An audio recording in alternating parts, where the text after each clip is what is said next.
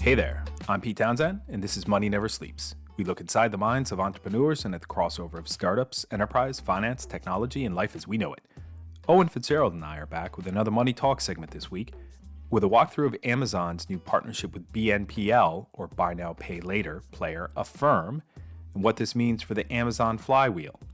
Then we answer the question, what are stablecoins in the context of USD Coin and the Center Consortium? Before diving into the world of NFTs through Visa's $150,000 purchase of a CryptoPunk NFT and the big opportunity for monetizing the metaverse. All right here on Money Never Sleeps. Hey Owen, how you doing, pal? Not too bad. How you doing, Pete? Good. Got a story for you. Go for it. All right. So I got a WhatsApp message a few days ago saying that we need people to come up to the GAA Club, Stars of Erin, the Gaelic Athletic Association, for all of our U.S. listeners out there, and to help them dig a hole because they're running a new cable through to get the floodlights working in a different part of the pitch, different part of the field. And so I said, I've got a spade, which is a shovel, and I can go up there. It was like, anyone who's got one, please come up, between 6 and 8:30. I get up there a half hour late. They're already done digging the hole. So they said, well, there's work here for 5 or 6 people for the next, 20 minutes, but there's another 25 guys up there that are all willing to dig this hole. And so they say, listen, there's a hillside over there that we gardened off a couple of years ago, and now it's all full of weeds. How about you guys go shovel the weeds? So for a half hour, like 25 of us shoveled weeds. And I think that was the guy's intention the whole time, just to get a bunch of us up there that were all like gung-ho. We're going to dig the trenches. Yeah. And we got to do some weeding, which was like lovely. A chain gang, all of you with your spades and everything. Exactly. But you know what? I got back down here, back to the home front to have my dinner and get back in front of the mic for this episode tonight. So we're good stuff. Good stuff. In a good place. Yeah, absolutely. So we're going to start tonight with Amazon and Affirm and BNPL, Buy Now, Pay Later. So the Affirm shares soar nearly 47% after Amazon partnership that lets consumers buy expensive things in installments. And that was CNBC on the 30th of August, which was Monday.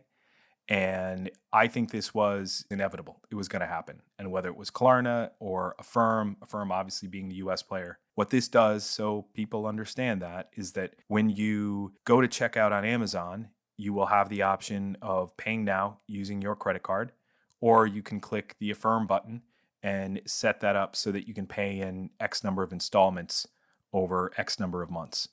And what that is intended to do, obviously, is bring more volume to Amazon, make it easier to buy things when you don't actually have the money. Some folks say it's dangerous. Chris Skinner said on today's column, it's not dangerous. It's just a credit card without plastic. So I think we discussed that exact thing. It was like, why is Buy Now Pay Later this thing? It's purely just credit. Like, what's the big deal? Exactly. We did when we talked about this a few weeks ago.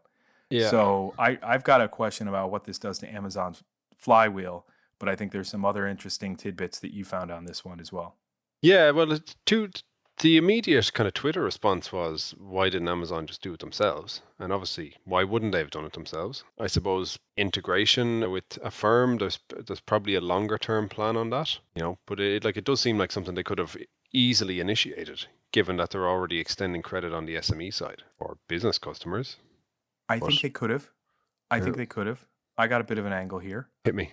And it is just to revisit the flywheel. Obviously, the Disney flywheel is create content, get people to theme parks, get them to buy the merch at the theme parks, get them to go home and watch the content while they're holding the merch in their hands, right?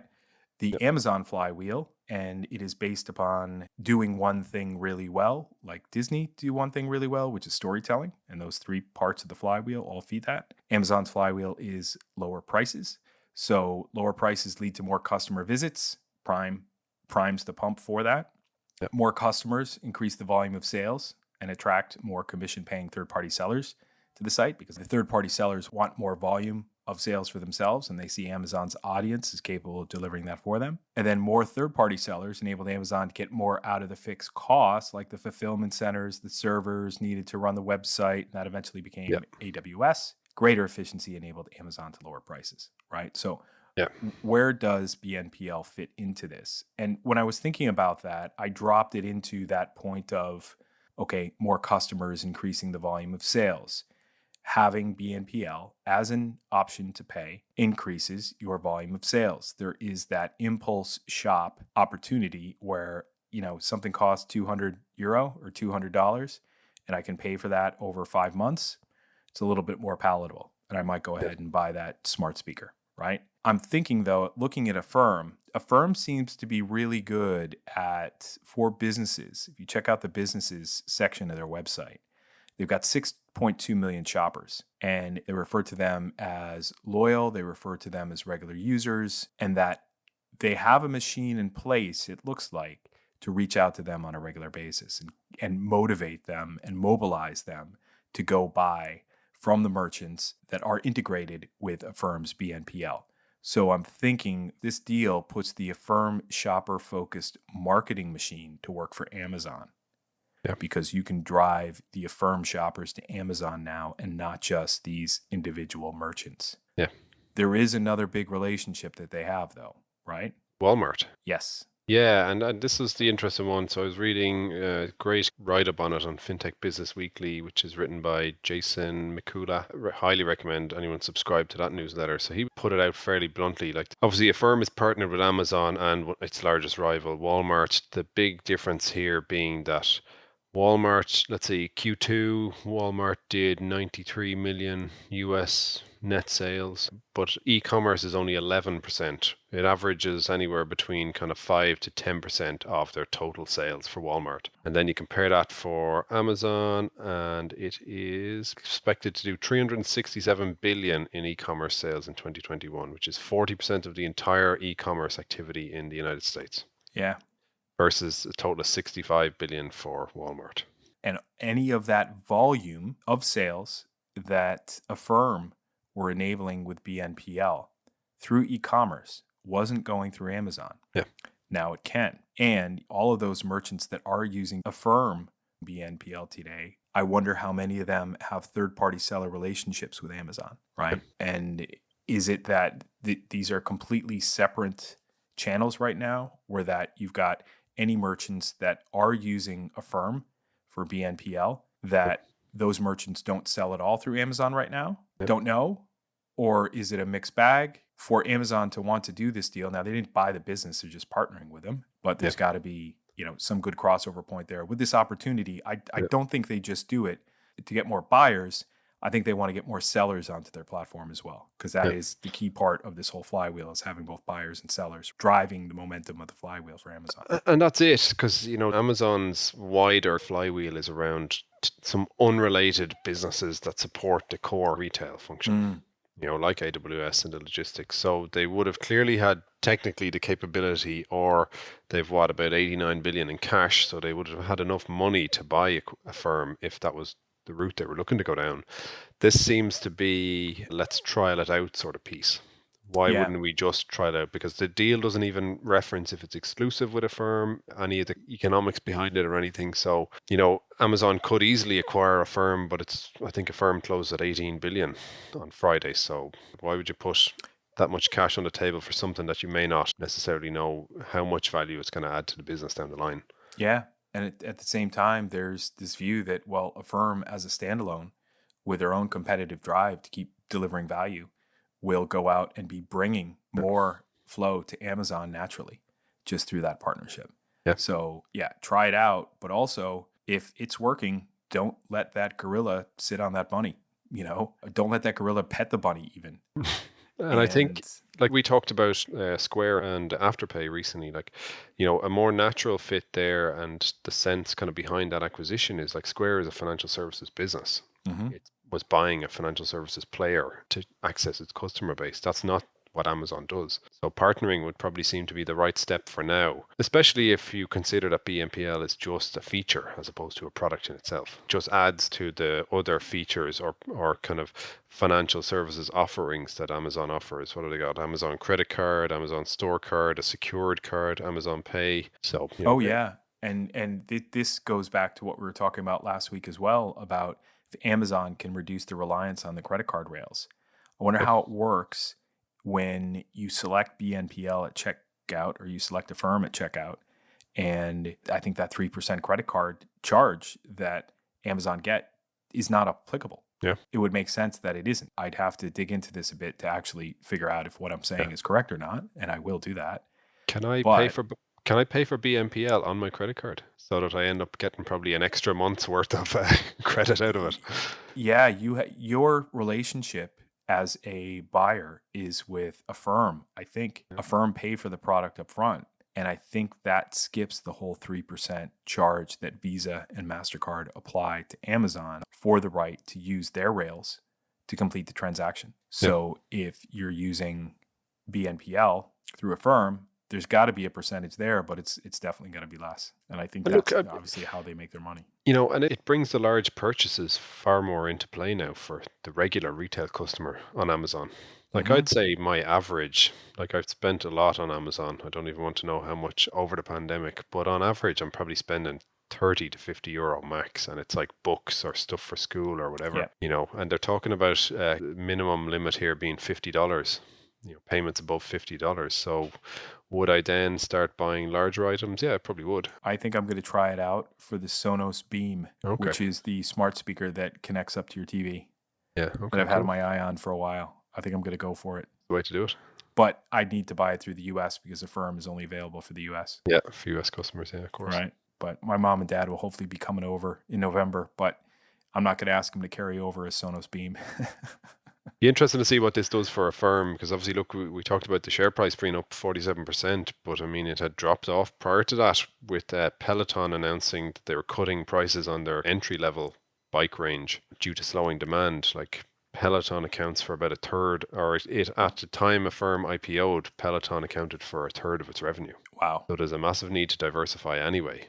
And this would probably be a higher volume of customers whilst a lower monetary amount for them. But again, it could be quite sticky for them, but there is a need to start replacing some of that Peloton related revenue anyway. Yeah. Now, I like it. I think we'll see where it goes from here, right? Yep. Last point, actually, which was fascinating. Someone on the Wall Street Bets Reddit thread had spotted this 12 days before it got announced. Really? So one of the members of Wall Street Bets, which I think I remember has about 2 million members from when we were doing a piece on it, they had been tracking different URLs that were out in the internet or out in the interweb somewhere. Yeah. And there was a new one that had appeared on like the 10th of August, which had some reference to Amazon and Affirm in the URL of it. And the guy had put up a post on that day saying something interesting seems to be going on here, blah, blah, blah, explained how he came across this and had put it out to the kind of wider community to see if anyone knew anything about it. And he had obviously been monitoring a whole load of different types of partnerships and different combinations of words and players and had spotted this particular one. Yep. This is exactly the type of stuff that our friend Andrew Mullaney from Premind AI should be tracking. And and if he did, he'd see that in his model. He probably is in his from a personal point of view. I bet he is. Shout out to Andrew, good guy. Yeah, so full 12 days. So someone could have made, and probably someone did make some good bit of money on that announcement on both sides. It spiked up 47%. It's still there. It's still up there when I last checked yesterday. Who knows? On the topic of freeing yourself from the binds of credit card networks, next stop is stablecoins.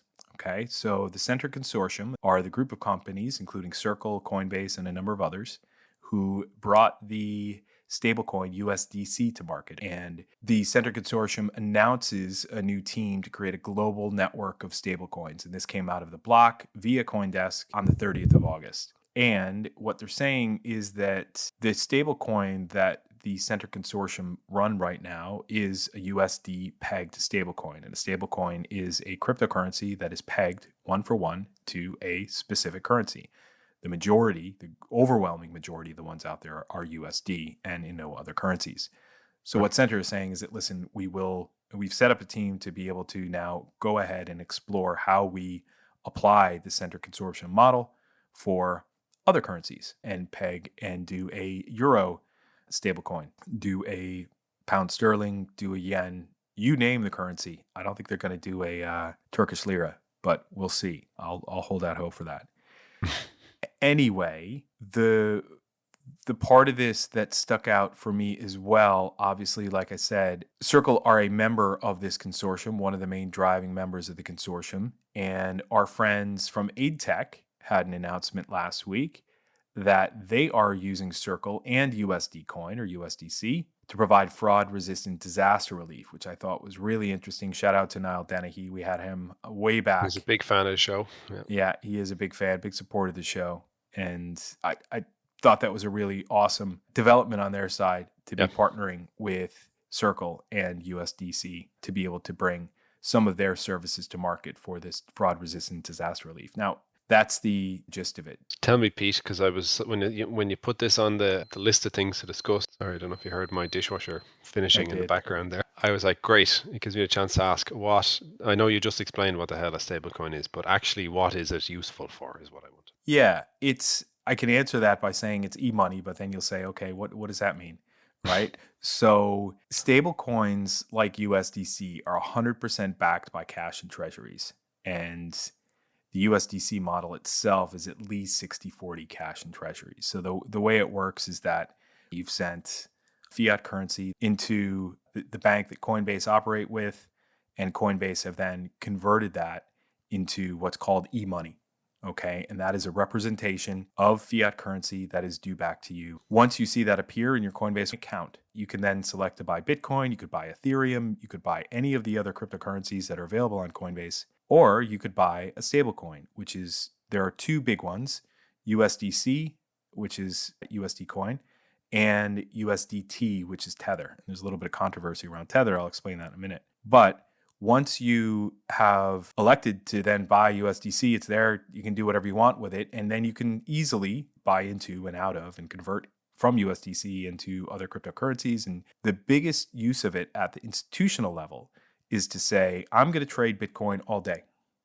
I'm going to trade in and out of it on the ups and downs, things such as market neutral strategies to trade Bitcoin against its derivatives, such as our friend Gray Webb at Liquibit down in Hong Kong. Shout out to Gray. And at the end of the day, instead of cashing out into fiat, the best use for USDC is to just convert out of your Bitcoin position that you don't want to trade overnight and you don't want to hold overnight because you're not going to be able to move in and out of it, and just convert into USDC.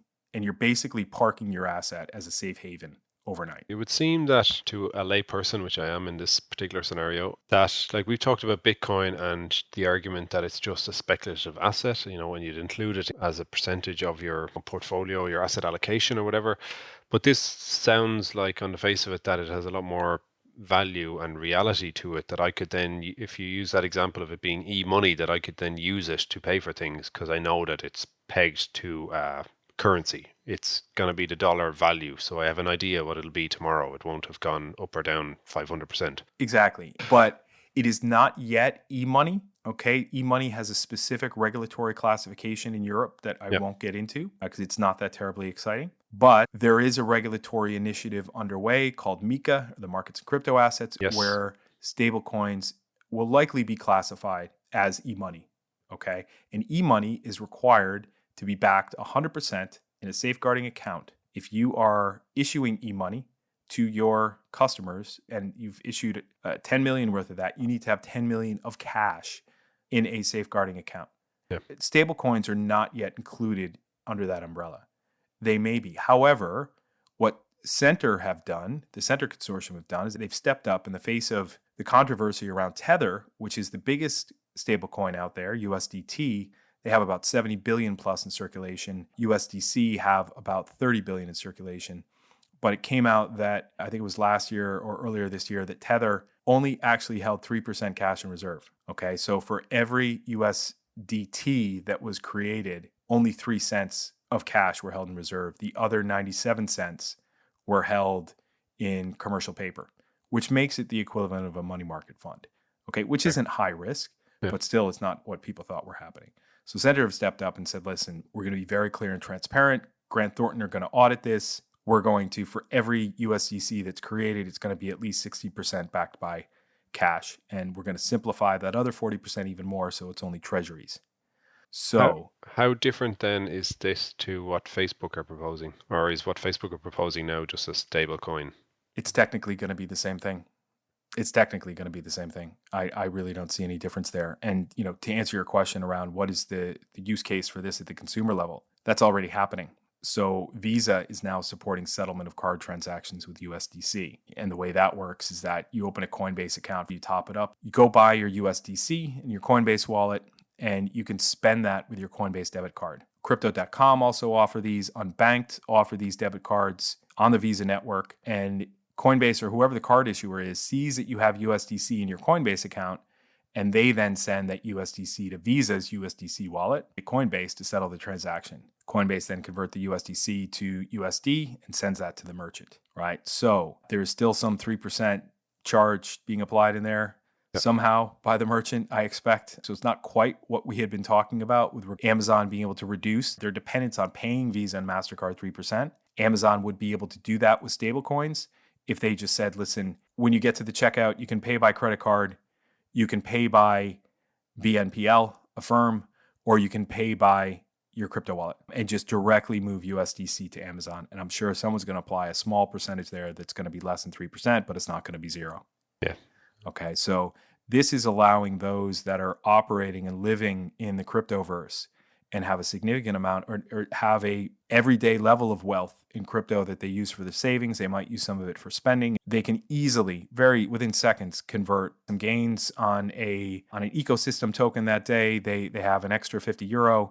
They can convert that into USDC and actually use that through a Coinbase card, through a Crypto.com credit card, or whatever. So there is this real life applicability and real life use. I myself wouldn't connect it to spend Bitcoin, but that's my view, right? I don't spend Bitcoin, I hold Bitcoin, but there are those that have a lot more of it than me that are perfectly comfortable spending it. But I still think that it makes sense, depending upon where the transaction charge is and depending on the price that you'd get out of Bitcoin to get into USDC to spend it. The merchant accepts both and fine, and you want to use your Bitcoin to buy something, just use the Bitcoin. But it's a kind of a way to connect businesses, merchants into the crypto ecosystem, which I think is going to be pretty cool to see more and more of this happening. Visa are doing it already. Now, I wouldn't say the volume is going to be huge so far, but it is happening. Okay, cool. Does that answer your questions on everything you ever wanted to know about stablecoins? There we go. There's a shortcoming, though, that, like I said, it's great for trading. It's great for collateral. It's great for the overnight safe haven. The thing about the reliance on the consumer side right now on most of these are on the Ethereum network. That's kind of slowed down a bit. It's been a lot in the news lately that it's getting expensive to run tokens, which in effect what a USD coin is, it's a token to run that on the Ethereum network. So, but changes are coming with ETH 2.0 and proof of stake. These are still private issuers. That's the thing to think about, like with e-money. Right? There are still private issuers. There's no guarantee, but the Center Consortium are backed by some pretty big players. So I'm comfortable myself, but that is not investment advice. And then the reserve model, no e-money rules, like I mentioned. So it doesn't need to be 100%. This is on your honor, and there's a level of trust that you got to apply there. So, but Visa have become very active in this space, which has been quite interesting. And they're doing a lot more in other spaces as well within crypto. Okay. Yes, which leads us on to the other question I had for this evening. So the evening's worth of education tonight at 10 o'clock on a Wednesday night. Awesome. Love it. NFTs. Visa bought a CryptoPunk. Visa did buy a CryptoPunk. Have you seen the CryptoPunks yet? Do you know what I've seen from Twitter and the people I follow, Packy McCormick and these type of guys, I've seen the kind of avatar pictures have changed to like I suppose it's an NFT version of themselves or whatever that they've been buying. So it's a very low resolution. These look like figures from Atari 1980s video games. Commodore 64. Yeah. Oh yeah. Did you have that one? No, I didn't. I had a TI 44 Texas Instruments. Oh yeah. Okay. We didn't have Pac-Man. It was called Munchman. They ripped that off, and it wasn't Space Invaders. It was TI Invaders. It was awesome. Loved it. Really got me going. Yeah, they look crap, but obviously they're trading for a lot of money. Yeah, you're expressing yourself and expressing your individuality, and it's all timing with this. It's all getting into the right hype cycle. For now, obviously, it's very, very early days on NFT, and great. Someone put out these CryptoPunks. They're rare. Right? There's only a certain amount of them ever created, and the value is going up and up, and people are like, Visa spent $150,000.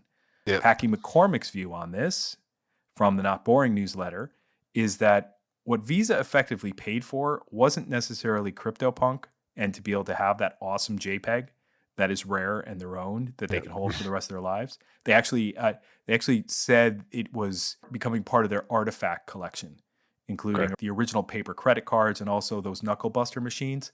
I did think hard about that. They just referred to it as a knuckle buster, where you had that bar that you slid across. Oh God, yeah. You remember those things with the carbon paper, Yeah. right? So they said it was to add to their collection, but it was effectively, according to Packy, $150K worth of advertising. Free advertising and branding. You know, Yeah, absolutely. And actually, I saw that Simon Taylor made the same point in his FinTech Food newsletter at the weekend. Perfect marketing with perfect timing. And I get the wider NFT idea, because we've talked about sports trading cards and stuff like that before. I get where it could go, and like Visa coming out and saying that I think they're doing it to help them learn. They want a first-hand understanding of the requirements for storing, leveraging, and working with NFTs. I actually think that's a really good approach to it, even if it's just lip service. But at the very least, they're getting involved and trying to say that they're on a journey or whatever. Oh yeah, there's so many things going on here. Like my friends at Big Fan Collectibles, shout out to Eugene O'Brien, creating what looks like just these baseball cards and these digital versions of baseball cards and, football cards and basketball cards and so on. But interactive, like you obviously had baseball cards. I would have had the football stickers, the Panini stickers that you'd get your sticker collection. You'd trade them in school because you'd get a packet and it'd have the same ones every time that you've already had, and you'd be trying to trade them to someone else. Exactly. And that's the point. They are interactive, and the whole idea is that it's not just a JPEG that you then own. It's something that you can then use as a ticket to something else, as a gateway. And, in the Big Fan Collectibles universe, that will be actually the metaverse, not the universe. Yeah. So being able to play VR, AR games using these NFTs of these trading cards that you've bought as your gateway ticket into the metaverse, which is pretty cool. And that is where all of this is going. Is that when you have one of these specifically branded for a specific purpose, and it is rare, and you could demonstrate ownership of it because they're minted on Ethereum and on other blockchains like Solana, Algorand, so on and so forth, that there is provenance there, that this is a unique original asset that I own, and it will let me do the things that I wanted to do with it. And the really interesting thing, to my limited knowledge, like I've spent some of the last week now playing Fortnite with my kids, trying to play Fortnite. They're good. I'm terrible. But at the same time, they're always talking about skins and these sort of things that you buy and everything. And like, connecting the two together, I can buy some JPEG version of myself on one platform that I can probably then find at some point in the future. I'll be able to bring that into my Fortnite world in some shape or form. Yeah. I know there was, I think Ariana Grande did a concert in Fortnite recently. They had Travis Scott do one before. I suppose that's within that enclosed kind of universe for Fortnite, but obviously NFTs and what could potentially be done here about being able to connect or bring these kind of artifacts, whatever way you want to call them, into other types of metaverses in different scenarios. Absolutely. So take the example of if Fortnite was being run on the Solana blockchain and Roblox was being run on the Ethereum blockchain, and you bought an NFT of a Marvel superhero, and that was usable within Roblox, you could jump from that character in Roblox over to Fortnite, right? Which it's cool. And you can exist in these multiple different games as the same unique individual, which is pretty damn cool. You can see why then a Visa would be prepared to spend what ultimately is a drop in the ocean from a branding point of view. But like, there's we talked about it before. Roblox has 32 million daily active users. Mm-hmm. They're spending a significant amount of money within the metaverse there, and being able to then be the corporate or the business that's involved in that in some shape or form and has access to that, then it's a potential goldmine for somebody. Totally.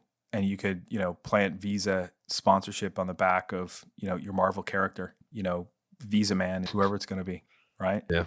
And what I really like about this space is the crossover potential, as you're mentioning as well, that seeing what not only did Visa do something, but Coca-Cola, Marvel, as I mentioned, but also the Chicago Bulls.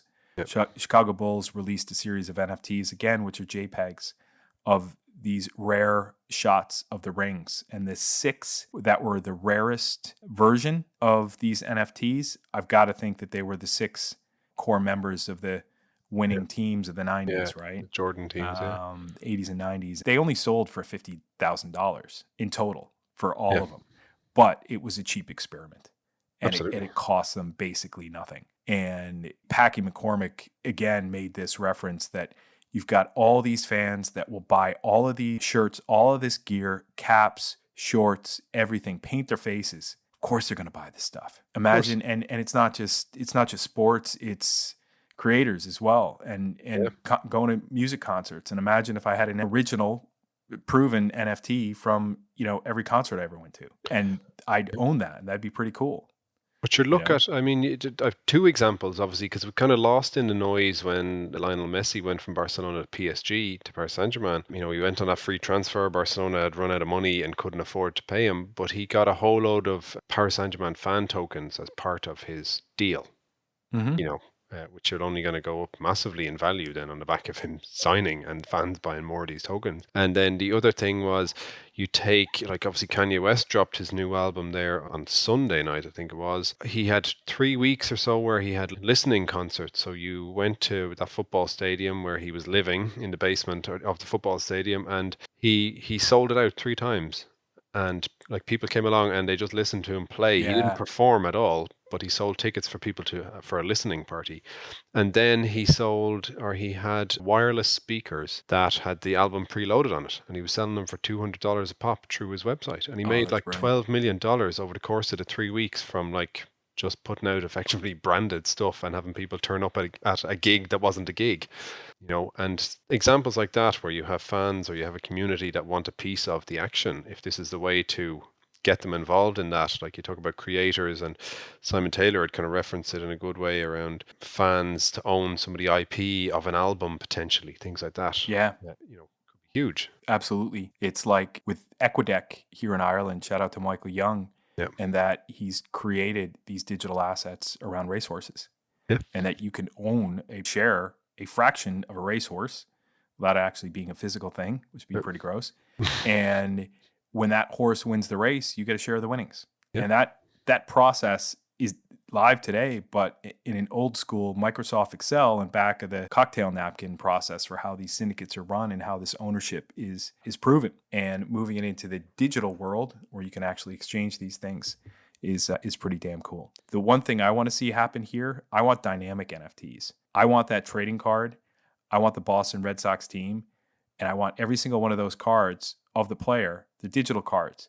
When they win a game, their arms are up like this, right? Like, we won. And then you get 2 combined together with the guy that hit the home run and the guy that scored before him are high-fiving. And they're interacting or whatever. That'll be cool. Right? Which, you get those, and that's all obviously possible. And, when I thought through that example, I thought of that. I don't know if you remember that photograph that Marty McFly was using in the Back to the Future movie. Yeah, and the people were fading off it. Yeah, exactly. The family people fading off because things were changing in real time, right? And being able to have these dynamic NFTs where things are changing in real, and having, for example, as Trump was losing the vote, have his face fall off of of dollar the election or whatever he's on, something.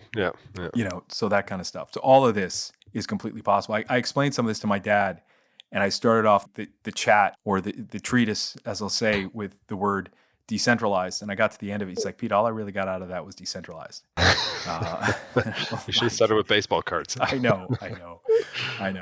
I would love to. Hopefully we'll be there in Christmas and digging back through all my old baseball cards to bring them to Eugene O'Brien and say, buddy, what can you do with these for me? Please. Yeah. Because what I said to Eugene O'Brien at Big Fan Collectibles, I'm like, dude, listen, it'd be great that you can buy all of the current players' stock and get, the digital cards for them.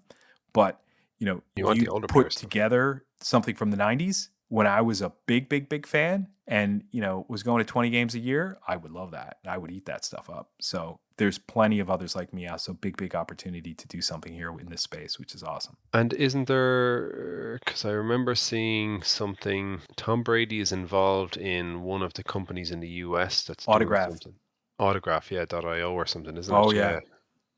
Seemed like a big one because I follow him on Instagram, and I just saw he announced they had like new cards coming out for some really high profile sports personalities there recently.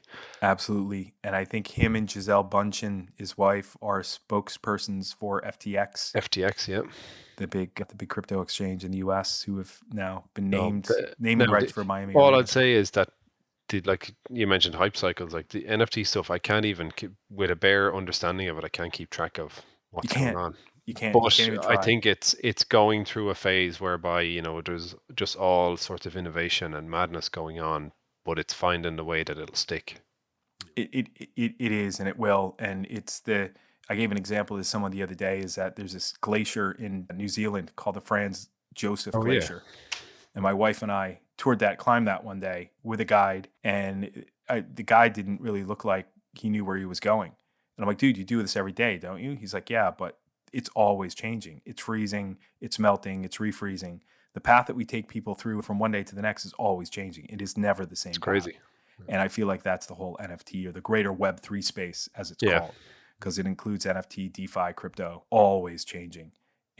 But it's one of the things Packy McCormick said as well, is that those companies that missed the boat at the beginning of the internet era are taking notice and saying that we need to get into this space now, because there is this whole it's not even alternate reality. It's just this metaverse, this online space that so many people live in right now, in front of their screens, in front of their phones, whatever, where there's so much monetization opportunity. It's just ridiculous. Unless they live in China, where they're limited to 3 hours now a week. Oh, I saw that. I'm moving to China with my kids. Yeah, I should do the same to mine. It's crazy. It's crazy. I know. Yeah. Oh, there we go. An education in NFTs and stablecoins. I'm glad we had this chat tonight. I'm very excited about this space. Very excited. Yeah. There was a bunch of other stories I picked out, but it's way too many to go through. And, let's see if there's just one that I can pick that I really liked. Oh, yes. This was... for all of those folks out there, that one of whom I was speaking to today, who shall remain nameless, we didn't even get to the part of the crypto conversation where he said, but it's all drug dealers and terrorists. And, we didn't even get there, because I ended the conversation before we even got there. But again, reported by Packy McCormick, and this went back to a blog called Civilized, where they reported on the 1st of July that researchers have found that the first thing ever sold on the internet was marijuana. And that was 1971 or 72, a Stanford University to MIT deal on what was called ARPANET, which was one of the very first incantations. So we got a long history there, folks. And speaking of McCormick's, Peter McCormick, who from What Bitcoin Did, will tell you a lot more about that. But that was one that I picked out, and I think that was it for me. Yeah, look, there's loads of smaller stories, and we've one or two that I would like to mention, but we might have a chance to get those guests on, some of the Irish deals that were announced recently, but I'd prefer to get the guests on to then talk about them in a bit more detail. Exactly. Have them tell their stories. Tell their story, yeah. I know. Yeah. We do hear from folks in the US that they like to hear about the Irish deals that are going on, so let's bring a few of those back to the fore. Yep, sounds good. All right. Well, Mr. USDC NFT CryptoPunk, it was... I'm going to change my LinkedIn profile now to say expert NFTs, stablecoins, you name it. There you go. Awesome. Loads of fun. Thanks so much. No worries. Take it easy. Adios.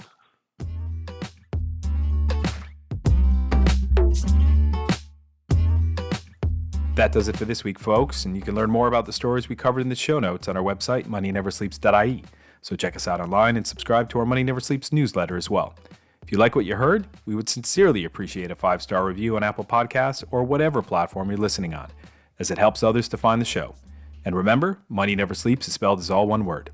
Also, thanks to Conan Brophy from Create Sound for mixing and editing this episode. Conan is an excellent media man to get in touch with when you're thinking about launching your own podcast. As for me, I'm the founding partner at Norio Ventures, and I'm an early-stage startup advisor and investor helping fintech and digital asset startups get their product to market, build traction with customers, and raise funding. If you'd like to talk to me about your business, get in touch at pete@norioventures.com. Finally, till next time, thanks for listening. See ya! Money never sleeps, pal.